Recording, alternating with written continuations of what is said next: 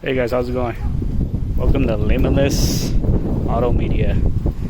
Today we're going to be swapping out these Mishimoto fans because I'm going to show you guys a clip where I was driving with these and they just keep on overheating my vehicle after 10 to 15 minutes of driving. Alright, so I installed Mishimoto radiator and Mishimoto fan shroud. I purchased this system, and I've purchased this system because I did it correctly because I've done a water pump before on this vehicle, and I actually have a thermostat delete on this car right now because my ambient temperature is 115 degrees at the moment. So with this vehicle, with the new Mishimoto fans, I run at 3/4 on the temp gauge. This vehicle is a 2004 Nissan 350Z. Majority of the time, water pumps do go bad on these. And back in March, I swapped out the water pump. And these cars are notorious for getting air in the coolant system, which is it's very difficult to get it bled out. But today we're probably gonna have to do a little bit of bleeding. And you got this bleeder screw back here. And that's what you're going to need to do to bleed it up. And you're also going to have to jack up the car. But another thing you need mainly to bleed these vehicles is a no spill funnel. This funnel absolutely comes in handy. But mainly to do a fan swap, you're just going to probably need a 10mm flathead screwdriver for the Mishimoto because it comes with a Phillips head. Now here's a combustion leak indicator fluid. This is the tester to test if your head gasket gets blown. A lot of the times is whenever your head gasket gets blown, you get a lot of bubble feedback. When your vehicle is running with the radiator cap off, you get a lot of bubbles coming up. Sometimes you get it overflowing out and you can't seem to get that out of the system because there's a leak in the heads causing some exhaust fluid to get into your coolant system. So that's whenever you use these, whenever you use this kit, basically the blue fluid will turn to yellow. You're reading exhaust fluids if you have a blown head gasket. But I tested it and mine came out negative. It stayed blue. So what I'm gonna do is we're just gonna swap out those fans that I have, go back to the OEM ones because these have a lot more open space in them versus the Mishimoto's where it's restricted all over the place. So we're gonna see how everything goes, and we're gonna go ahead and get started on this vehicle. First things first, you're gonna want to take off this cover right here. Go ahead and put your bolts up there on top of the intake manifold. Just want to get this cover off. It's gonna give you room whenever you take out your fans. Sometimes it can be a pain to get out, but go ahead and take it out.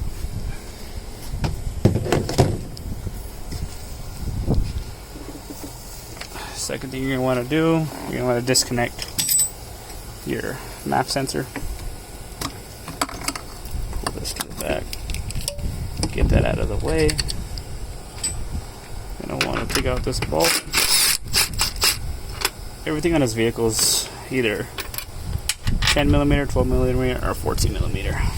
This is 10mm right here. It's ready to go.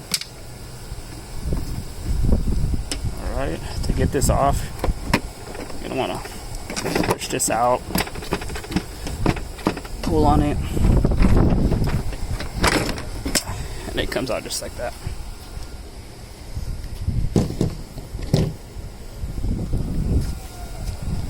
So now you have access, a little bit more room to deal with.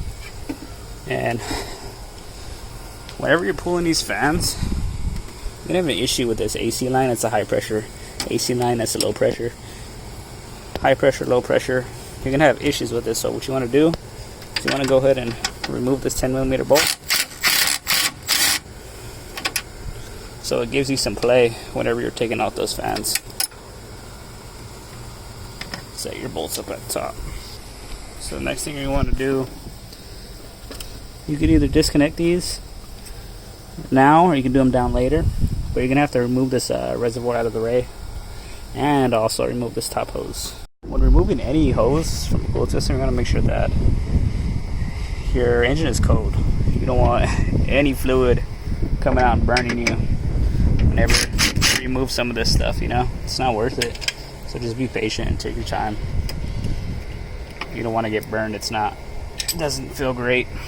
To remove this, you just disconnect this from your top radiator. This has a little slide clip down there. Pull it off. You're all set.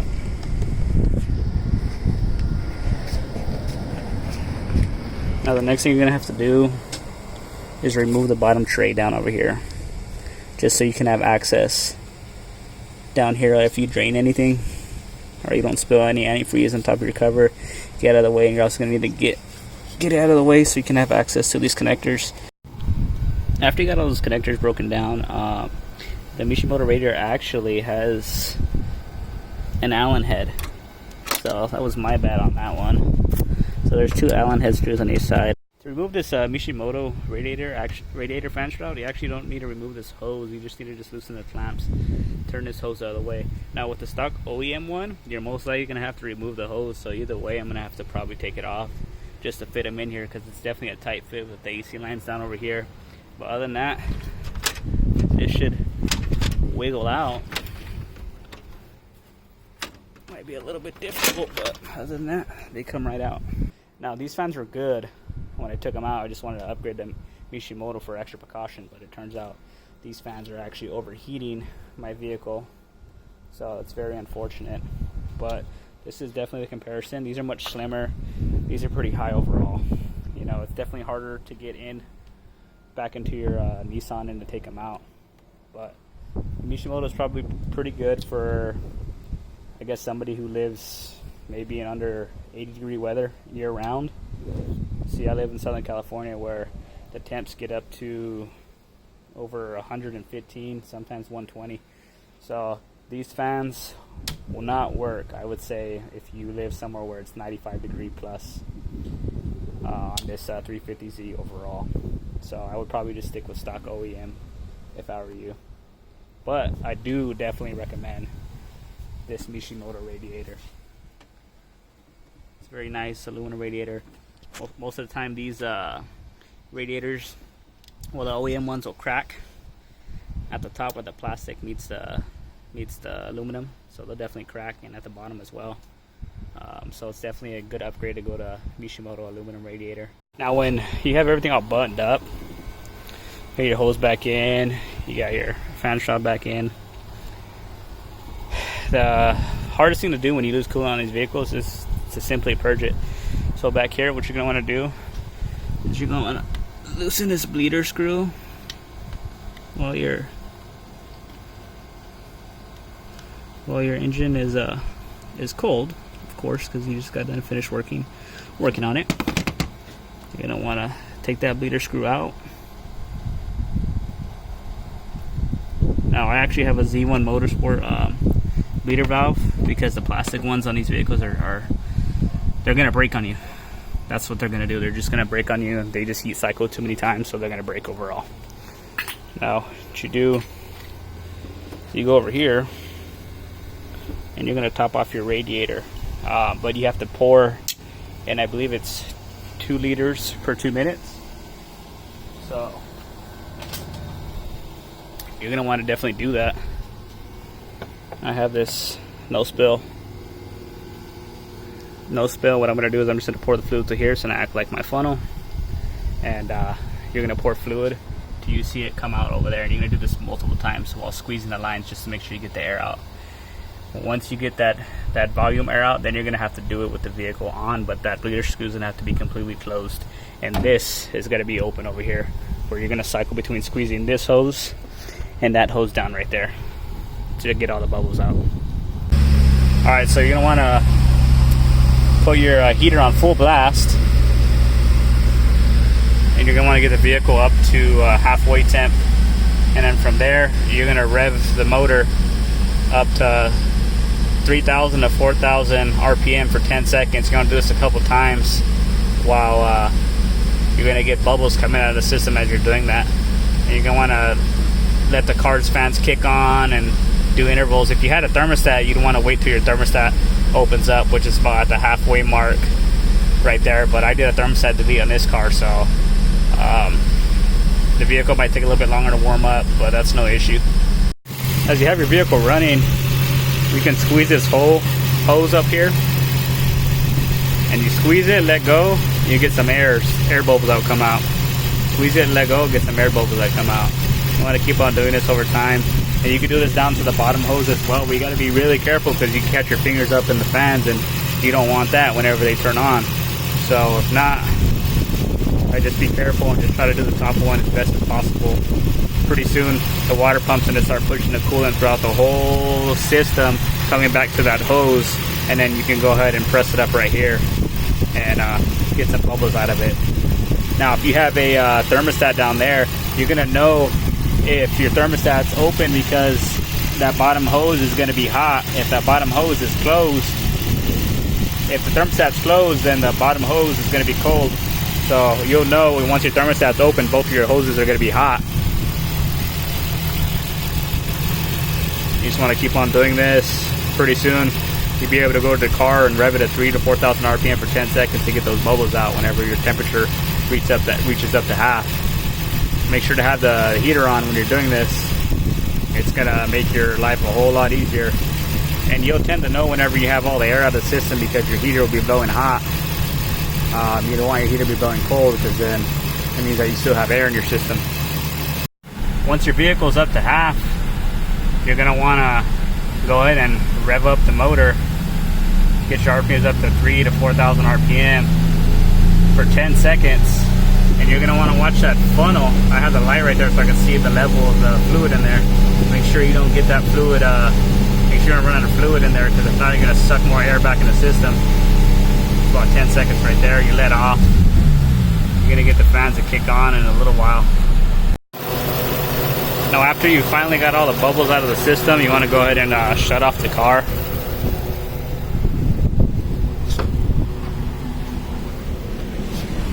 The heater's blowing warm, so you know most of the air is out of the system. I'm gonna go ahead and shut off the vehicle.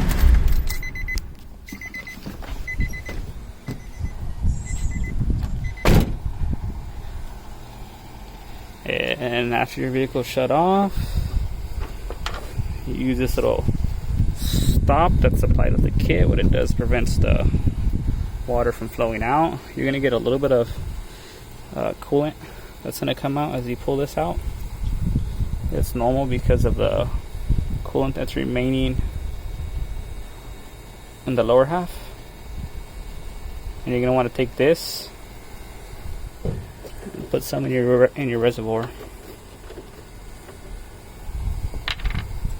Fill it up to the max line. Now this is very important about the no spill filter. Whenever you're removing its cap and you're removing this, see how the gasket came off? And the gasket's stuck in there. If you were to put your radiator cap on, it would act like your radiator cap, the spring is not closing, and it would allow overflow as the pressure increases to flow to your overflow tank.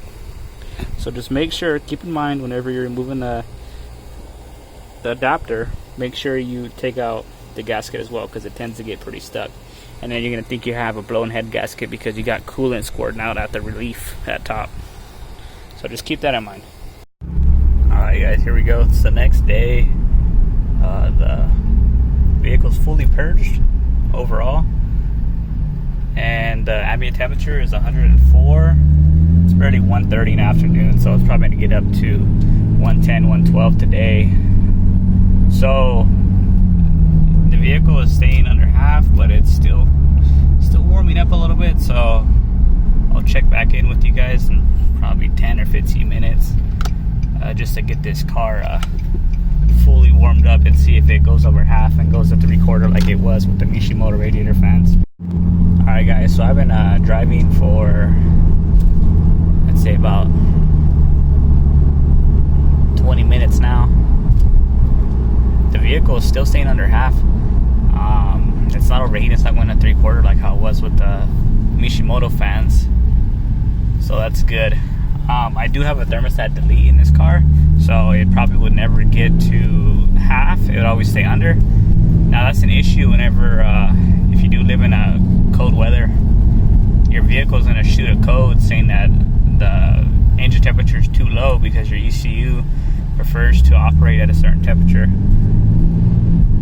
and your ECU is gonna add more fuel, you're gonna run more rich, you're gonna burn more gas. The ambient temperature is 103. I'm not having any issues with overheating with the OEM fans back in. So I did read that Mishimoto, they did a test on, I believe it's a BMW, about the Mishimoto fans. What they did was they put it in a so-called hot room, which had an ambient temperature of 70 degrees, and they did the duration of the test only lasted for 20 minutes. So that's not enough. If you live in hot weather, especially when it's over 100 degrees, whenever somebody does a test on your product, on a product at 70 degrees for 20 minutes, it's not adequate. So back to the OEM stock fans, I'm not having any issues at all.